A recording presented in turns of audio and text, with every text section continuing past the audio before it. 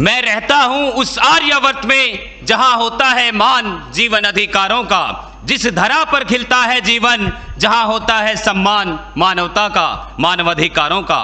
परमादरणीय अध्यक्ष महोदय, नीरछीर विवेक निर्णायक मंडल एवं मेरे प्रबुद्ध श्रोतागण, आज की इस वाद विवाद प्रतियोगिता में मैं निरीक्षक जीडी पवन कुमार, भारत तिब्बत सीमा पुलिस बल, आज का विषय मानवाधिकारों का अनुपालन करते हुए देश में आतंकवाद और उग्रवाद से प्रभावी तरीके से निपटा जा सकता है का पुरजोर समर्थन करता हूं। महोदय, ये बात बिल्कुल साफ है कि आतंकवाद और हिंसक उग्रवाद का सामना करते हुए हमें मानवाधिकारों का सम्मान करना ही होगा, क्योंकि यह सिर्फ न्याय का ही नहीं अपितु प्रभावशीलता का प्रश्न भी है। सुरक्षा व्यवस्था चाहे कितनी भी बेहतर हो जाए, कभी पर्याप्त नहीं हो सकती। हमें उन निहित परिस्थितियों का सामना करना ही होगा जिसके कारण लोग विषैली सोच का शिकार बनते हैं। महोदय, बात चाहे अमरनाथ यात्रा की हो या वर्ष 2013 केदारनाथ घाटी का वो खौफनाक मंजर जहां हमारे सुरक्षा बलों ने अति दुर्गम क्षेत्र और विपरीत परिस्थितियों में अपनी जान की परवाह न करते हुए हजारों लोगों को बचाया था, तो मैं बताना चाहता हूं कि जब इतने दुर्गम क्षेत्र और विपरीत परिस्थितियों में मानव मूल्यों को ध्यान में रखते हुए अपने कर्तव्य का निर्वहन कर सकते हैं, तो आतंकवाद और उग्रवाद प्रभावित क्षेत्र में मानव मूल्यों को ध्यान में रखते हुए अपने कर्तव्य का निर्वहन क्यों नहीं कर सकते। जब अलगाववादी नेता एक पत्थरबाज को उकसाने में कामयाब हो सकते हैं, तो हम उन्हीं पत्थरबाजों को देश के विकास की मुख्य धारा में जोड़ने में कामयाब क्यों नहीं हो सकते। जिंदगी में हार और जीत का फैसला इंसान की सोच करती है। जिसने मान लिया वो हार गया, जिसने ठान लिया वो जीत गया। अब मैं बात करना चाहूंगा अपने साथ बीती घटना की। महोदय, लोकसभा चुनाव 2019 में मैं अपनी टीम के साथ कश्मीर डिस्ट्रिक्ट बांदीपुरा बनकोट बूथ पर तैनात था और मेरी टीम पत्थरबाजों के बीच बुरी तरह फंस चुकी थी। हालात बहुत बेकाबू हो चुके थे। रात्रि 8 बजे का समय था और पत्थरबाज हमारे ऊपर पत्थरों की मूसलाधार बारिश कर रहे थे, और इस स्थिति में भी हमने उनके मानव मूल्यों की रक्षा और अपने कुशल प्रशिक्षण का परिचय देते हुए अपनी टीम को वहां से सुरक्षित निकाला, लेकिन मानवाधिकार को आड़े नहीं आने दिया। आपने हमारे सीआरपीएफ जवानों का वीडियो तो देखा ही है, जो एक रास्ते से गुजरते हैं और स्थानीय जनता द्वारा उन्हें लात, गुस्से और हेलमेट से पीटने का सामना करना पड़ता है। महोदय, प्रशिक्षण की भट्ठी में तपकर इतना लोहा बन चुके होते हैं कि इस प्रकार की स्थिति में भी मानवाधिकार का उल्लंघन नहीं करते। पठानकोट, बालाकोट और उड़ी सर्जिकल स्ट्राइक के दौरान जहां हमारे सैन्य बलों ने अपने शौर्य और पराक्रम का परिचय देते हुए आतंकियों को उन्हीं की भाषा में जवाब देकर धूल चटा दी और मानवाधिकार कहीं आड़े नहीं आया। हमारे सुरक्षा बल प्रभावी ढंग से अपना कार्य कर रहे हैं। बात चाहे दक्षिण सूडान के गृह युद्ध में फंसे भारतीयों को सुरक्षित निकालने की हो, या वर्ष 2014 जम्मू कश्मीर बाढ़ में फंसे लोगों को बचाने की हो, या फिर उत्तराखंड केरल बाढ़ राहत कार्य की हो, हमारे सुरक्षा बलों ने अपनी प्रत्येक जिम्मेदारी को मानव मूल्य और राष्ट्रहित को ध्यान में रखते हुए बखूबी निभाया है। महोदय, यदि बात करें भारत के उत्तर पूर्वी राज्यों की, जहां कभी चरम स्तर पर उग्रवाद होता था, आज स्थिति वैसी नहीं है। उन क्षेत्रों में भी हमारे सुरक्षा बलों ने सिविक एक्शन प्रोग्राम और बॉर्डर एरिया डेवलपमेंट जैसे प्रोग्राम चलाकर वहां के लोगों में भी एक आशा, एक विश्वास का वातावरण पैदा किया है।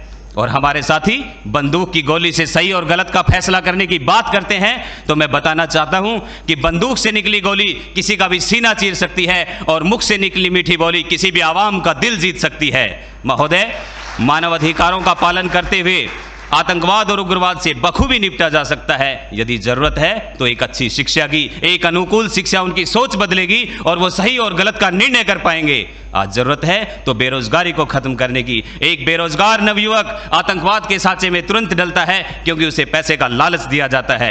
आज जरूरत है तो टेरर फंडिंग को रोकने की, साइबर क्राइम को रोकने की, दुनिया भर में पनप रहे ध्रुवीकरण और नस्ल विशेष के प्रति द्वेष और नफरत की बोली पर लगाम लगाने की। हमें धर्म और जाति के ऊपर इंसानियत को रखना ही होगा। आर्थिक और सामाजिक असमानता को खत्म करना ही होगा, जिसका ज्वलंत उदाहरण हाल ही में सरकार ने धारा 370 और अनुच्छेद 35A को हटाकर हमेशा के लिए जम्मू कश्मीर को भारत के साथ जोड़ने का कार्य किया, जिससे एक तरफ जहां जम्मू कश्मीर प्रदेश के विकास के नए रास्ते खुले, तो दूसरी तरफ आतंक के ताबूत में नई कील भी ठुकी। महोदय, 1990 से 5 अगस्त 2019 तक जम्मू कश्मीर में जहां 41,866 लोगों की मौत हुई और 71,038 हिंसात्मक घटनाएं सामने आई, तो मैं बताना चाहूंगा कि 5 अगस्त के बाद ना एक भी गोली चली है है, ना टीयर गैस चलाना पड़ा है और ना ही एक भी व्यक्ति की मृत्यु हुई है। तो आज इस मंच पर पूरी जिम्मेदारी के साथ मैं भारत का बेटा ये कहता हूं कि मानव अधिकारों का पालन करते हुए भी आतंकवाद और उग्रवाद से बखूबी निपटा जा सकता है यदि इसके मूल को खत्म कर दिया जाए। तो आइए एक पहल करें, एक दूसरे के अधिकारों को संरक्षित करने की, एक दूसरे के विचारों को समझने की और सहभागिता की एक पहल विस्तृत सोच की और मानवाधिकार की करें। जय हिंद, जय भारत। देश मेरा जल रहा है, आग लगी है सीने में, हुक्मरां सब व्यस्त हैं खून गरीब का पीने में, तो राम मंदिर या बाबरी का पक्ष नहीं मैं लाई हूं, घायल भारत चीख रहा है, चीख सुनाने आई हूं। परम आदरणीय सभापति महोदय, मंचासीन निर्णायक मंडल समिति एवं उपस्थित मेरे प्यारे साथियों, मैं आरक्षी खुशबू चौहान, केंद्रीय रिजर्व पुलिस बल आज सदन की राय से असहमत होते हुए वक्ता विपक्ष में अपने विचार प्रस्तुत करूंगी। महोदय, दर्द हद से तब गुजरने लगता है जब मेरी आंखों के सामने ताज, पुलवामा, छत्तीसगढ़ में शहीद हुए जवानों के शत विशत अधजले शरीर के टुकड़े, रेत के टीलों से ऊपर जाती लाशों के ढेर और कश्मीर की खून से सनी लाल रंग की सड़कों के दृश्य सामने आते हैं। उस पर मेरे प्रतिपक्षी महोदय का कहना यह कि मानवाधिकारों की अनुपालना करते हुए देश से उग्रवाद और आतंकवाद को समाप्त किया जा सकता है। महोदय, अब तो हमारा तिरंगा झंडा भी हमसे ये पूछने लगा है कि क्या बात है भारत, आजकल फहराने से ज्यादा मैं कफन में दफनाने के क्यों काम आ रहा हूं। महोदय, हृदय तो उस दिन फट गया जब बूढ़ी मां अपने बेटे के चिथड़ों को देखकर बोली कि साहब, आप तो भर्ती में 1 इंच भी कम नहीं लेते, मैं आधा शरीर कैसे ले लूं। महोदय, आज इन मानवाधिकारों के कारण इन आतंकियों के बंगलों की आकाओं की नाकफनी हंसती है और शहीद हुए हमारे जवानों के आंगन की तुलसी रोती है। जब एक शहीद हुए जवान की विधवा की वेदना चीख चीख कर ये कहती है कि प्यार भी भरपूर गया, मांग का सिंदूर गया, नन्हे नौनिहालों की लंगोटियां चली गई, छोटी छोटी बेटियों की चोटियां चली गई और आपके लिए तो एक आदमी मरा है साहब, मेरे घर की तो रोटियां ही चली गई। महोदय, किसी भी युद्ध को जीतने के लिए पहल करना सबसे ज्यादा आवश्यक है, क्योंकि इतिहास गवाह है कि पहल करके बड़े बड़े युद्धों के परिणाम बदल दिए गए हैं। परंतु आज मानवाधिकारों के कारण हमारे देश के जवान इस कदर बंधे हुए हैं कि अपनी ड्यूटी पर खड़े होकर भी वो आज पहल करने से डरते हैं, क्योंकि महोदय, भविष्य में उन्हें कटघरे में खड़े होने का डर सता रहा होता है। वो ये जानते हैं कि चाहे एक उग्रवादी की राइफल से निकलने वाली गोली को ये तय करना पड़े या ना पड़े कि वो किसे लगेगी, लेकिन हमारी राइफल से निकलने वाली हर गोली को ये निर्णय लेना पड़ता है कि चाहे वो किसी निर्दोष को लगे, दोषी को लगे या ना लगे, परंतु किसी निर्दोष को नहीं लगनी चाहिए। यदि ऐसा हुआ तो ना तो ये समाज हमें छोड़ेगा, ना ही तिल का ताड़ बनाने वाली ये मीडिया हमें छोड़ेगी। और महोदय, मानवाधिकार के तले किसी जवान को दबाकर युद्ध के मैदान में छोड़ देना कोई वीरता नहीं, एक आत्महत्या है। क्योंकि महोदय, फूल को श्रृंगार दो ये मुमकिन नहीं और एक वीर को झनकार दो ये मुमकिन नहीं। जो हाथ बांधे सेना के, ऐसे मानवाधिकार का पालन संभव नहीं। महोदय, आज सत्यनिष्ठा के मार्ग पर चलते हुए भी हमारे देश का जवान इन आतंकवादियों, इन पत्थरबाजों से डरता है, क्योंकि वो जानता है कि उसकी राइफल से निकलने वाली गोली अगर टारगेट को हिट नहीं भी करेगी तो भी 400 मीटर तक जाएगी, और यदि इस बीच वो किसी निर्दोष को लग गई तो महोदय, हमें अपनी नौकरी से हाथ तक धोना पड़ सकता है।